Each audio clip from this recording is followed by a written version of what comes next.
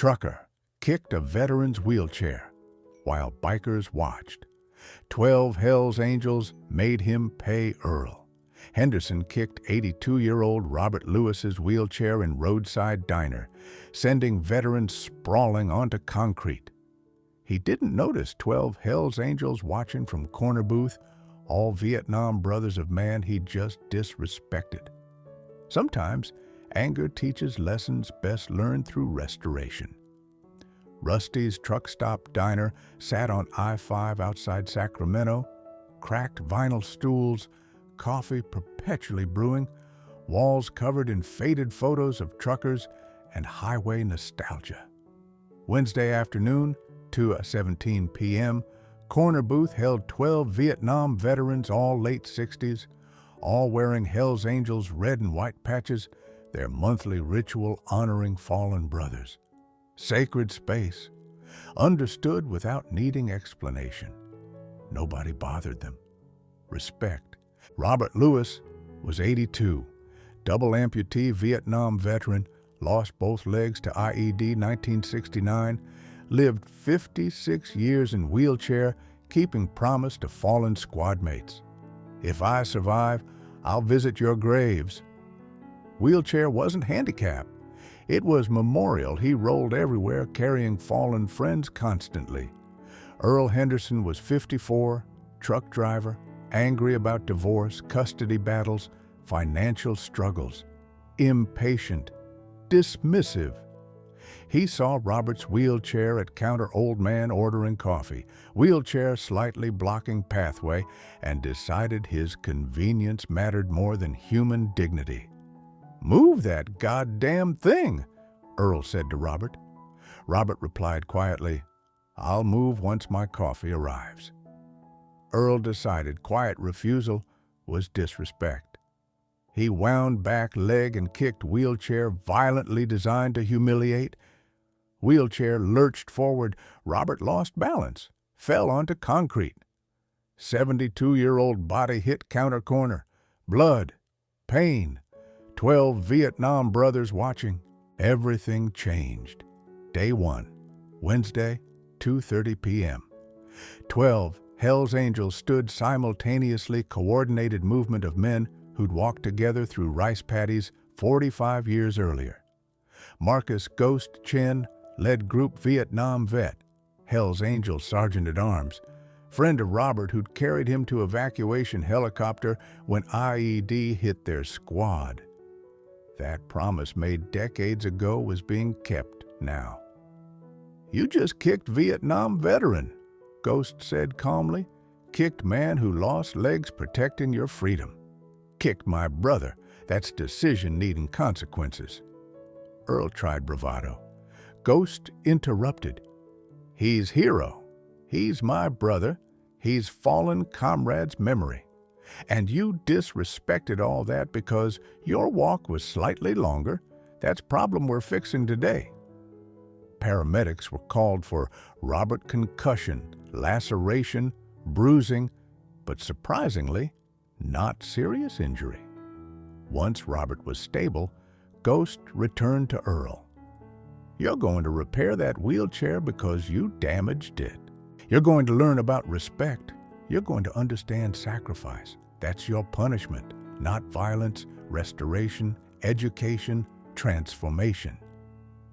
Day 1, Wednesday, 4 p.m. Earl wasn't given choice. He was directed to Hells Angels Sacramento Clubhouse, understood immediately. His truck was locked. They'd taken keys. His freedom was restricted. His anger wasn't appreciated. Ghost showed him wheelchair damage, bent frame where Earl's kick connected, wheels misaligned, straps torn. This wheelchair is Robert's life, is memorial he rolls daily, keeping promises to dead comrades. Repairing it is minimum consequence for disrespecting it. You'll work until it's perfect. Then you'll visit graves with Robert. Then you'll understand what sacrifice means. Day 2, 3, Thursday, Friday, Hells Angels, Sacramento, Chapter President Tank Morrison supervised Earl's work, 16 hours restoring wheelchair properly. Earl's hands blistered, frustration mounted. But every time anger peaked, Ghost would sit quietly, would begin story. We were pinned 1969. Charlie was surrounding our position. Robert said, "If I don't make it, tell my parents I thought about them more than fear." 10 minutes later, IED hits. Robert loses legs. I survived. He survived. 22 brothers didn't. Robert visits their graves every month for 56 years. That wheelchair represents those promises. Your kick disrespected 56 years of dedication. By Friday, wheelchair was restored to perfect condition, frame straightened, wheels aligned, straps replaced, entire chair looking brand new. But restoration of wheelchair wasn't restoration of understanding. That required witnessing sacrifice. Friday, 8 a.m., cemetery visit Ghost. Drove Earl and Robert to Sacramento Memorial Park, rows of white headstones marking lives ended by war too young. Robert rolled slowly, pointing, "This is Michael, medic. Bled out in my arms. This is David, sergeant. Took bullet meant for me.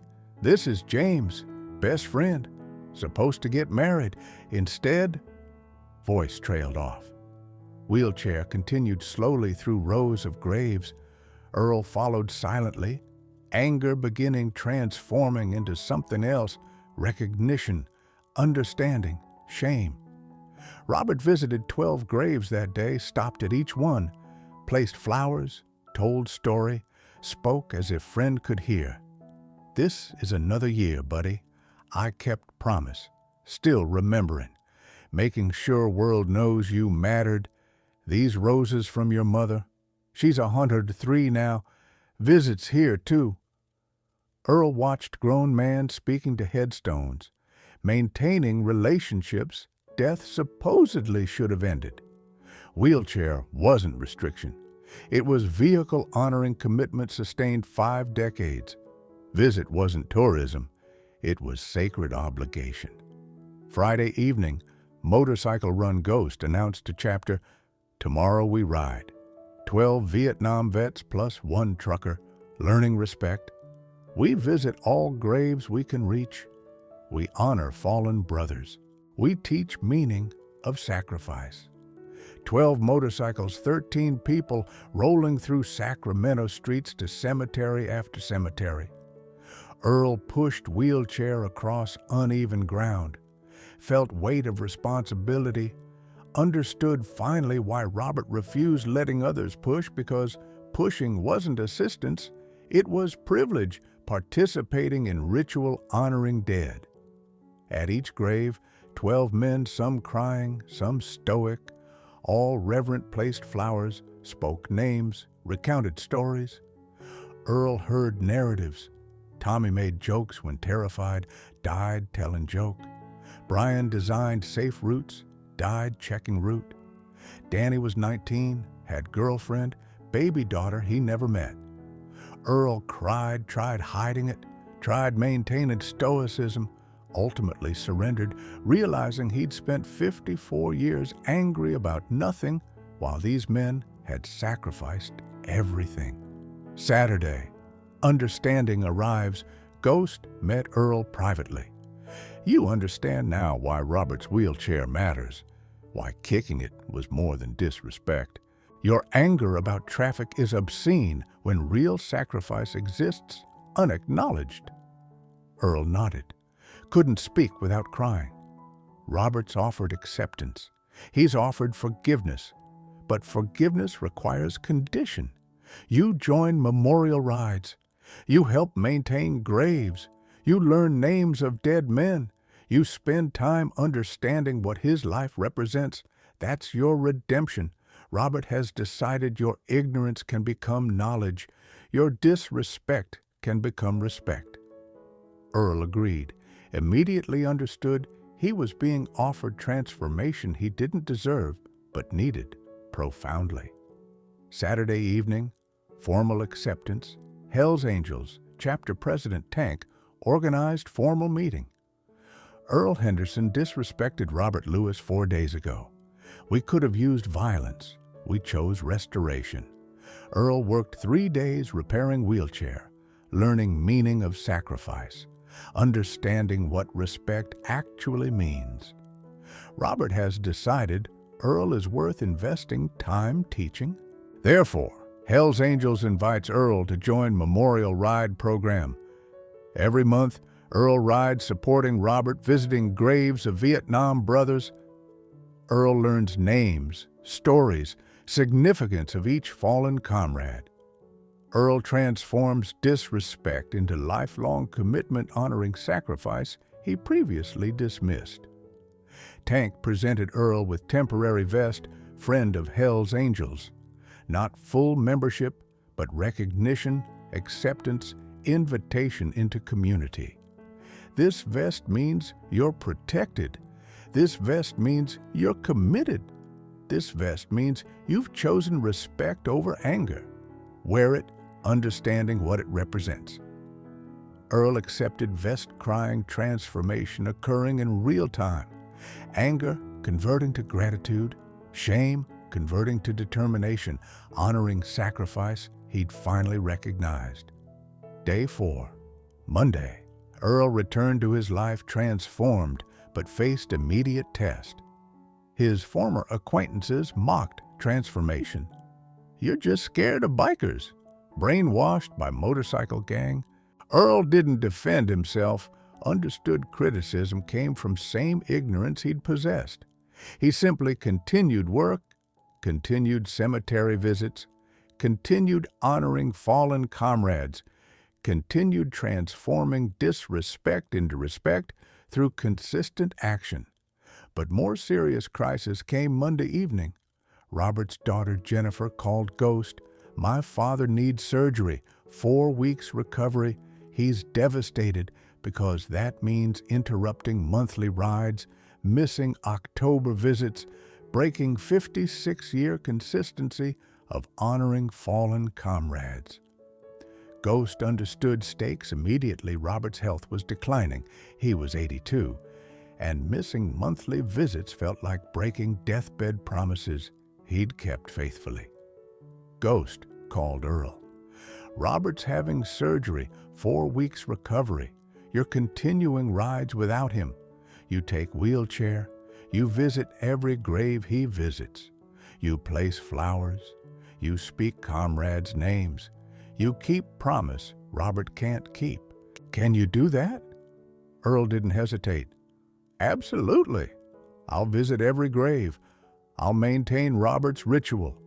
I'll ensure nobody thinks he's forgotten them. For 4 weeks, Earl visited 32 graves alone, in discipline, in commitment he'd developed through one kicked wheelchair forcing transformation. He brought flowers Robert couldn't carry. He spoke names Robert couldn't visit. He maintained promise Robert had made to fallen comrades 56 years earlier. Hell's Angels chapter members occasionally accompanied Earl, checking on him, teaching him names he didn't know, verifying flowers were placed correctly, ensuring ritual was honored. Day 5, Friday, Robert's return. Robert recovered from surgery. 3-week recovery was sufficient for mobility, allowing hospital discharge. First thing Robert wanted, cemetery visit. Earl drove. Earl wheeled Robert through cemetery routes they'd established over previous weeks. Robert cried, seeing flowers Earl had left, seeing names had been remembered, seeing promise had been maintained. During month, his body had failed him. Earl, Robert said quietly, you could have just sat at home. Hell's Angels wouldn't have blamed you if you'd used my surgery as excuse, but you maintained my ritual. You kept my promises when I couldn't. You understood why those graves matter. You transformed from man kicking wheelchair into man protecting what wheelchair represents. That's redemption. That's genuine transformation. Earl knelt beside Robert's wheelchair posture of respect. gesture of humility. Robert, I'm sorry for what I did, more sorry than I can express.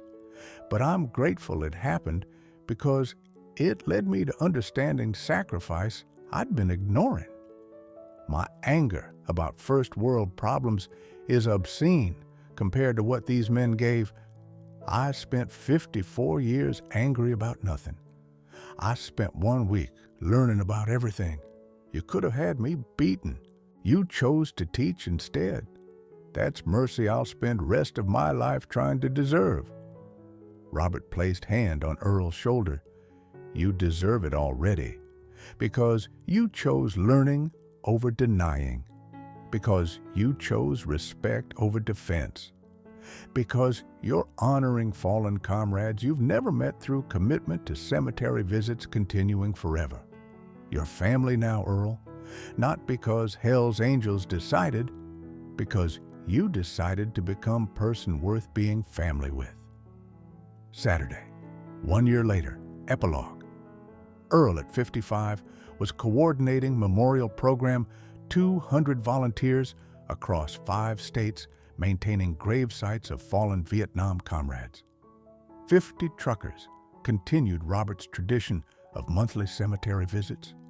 800 grave sites were maintained annually. Robert, at 85, lived peacefully knowing his 56-year commitment had multiplied across generations. Earl visited Robert's grave monthly. Robert had passed peacefully knowing legacy would continue.